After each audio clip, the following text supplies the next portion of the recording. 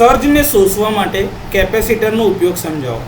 તો સર્જને શોષવાની પહેલી મેથડ એટલે કે પહેલી પદ્ધતિની અંદરમાં લાઇન અને અર્થની વચ્ચે કેપેસિટરને આવી રીતે જોડવામાં જો દેખે છે. આ એક લાઇન છે, જે તમારી લાઇન છે, અને આ તમારું ઇક્વિપમેન્ટ છે. તો લાઇન અને અર્થની વચ્ચે આ એક કેપેસિટર એની અક્રોસમાં લગાડેલું છે. કેપેસિટરનું કેપેસિટર રિએક્ટન્સ XC બરાબર 1/2πfc છે. સામાન્ય સ્થિતિમાં અને જ્યારે ફ્રીક્વન્સી સામાન્ય એટલે કે આપણી 50 હર્ટ્ઝની ફ્રીક્વન્સી હોય છે ત્યારે કેપેસિટિવ રિએક્ટન્સનું મૂલ્ય ખૂબ જ ઊંચું હોય છે. એટલે કે બધો કરંટ જે છે એ તે ટાઈમે ઇક્વિપમેન્ટમાંથી પસાર થતો હશે. પરંતુ જ્યારે સર્જ વેવ આવે છે ત્યારે એની ફ્રીક્વન્સી ખૂબ વધારે હોય છે, એટલે કેપેસિટિવ રિએક્ટન્સ ખૂબ જ ઓછું થઈ જાય છે અને સર્જની ઉર્જા અહીંયા આગળ જ શોષાઈ જાય છે, આની અક્રોસમાં જ શોષાઈ જાય છે.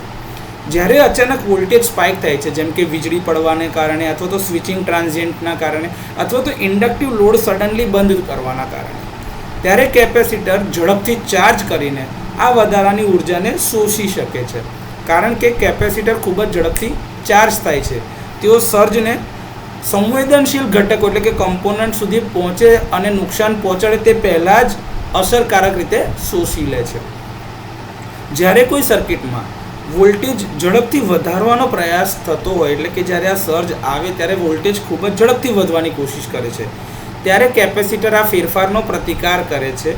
કેમ કે એનો એક ગુણધર્મ છે, જે આપણે ઇક્વેશન જોયું છે, I = C × dV/dt, કે જે વોલ્ટેજના વધારાનો કે ઘટાડાનો વિરોધ કરે. જે rate of rise of voltage છે અથવા તો rate of change of voltage તમે કહી શકો, એનો એ વિરોધ કરે છે, જે વોલ્ટેજના વધવાના દરને ધીમો પાડે છે. અને એક બફર એટલે કે એક એવો સમય તમને આપે જેથી કરીને તમે કમ્પોનન્ટને વધારે પ્રોટેક્ટ કરી શકો અથવા તો સુરક્ષિત રાખવામાં મદદરૂપ થઈ શકે.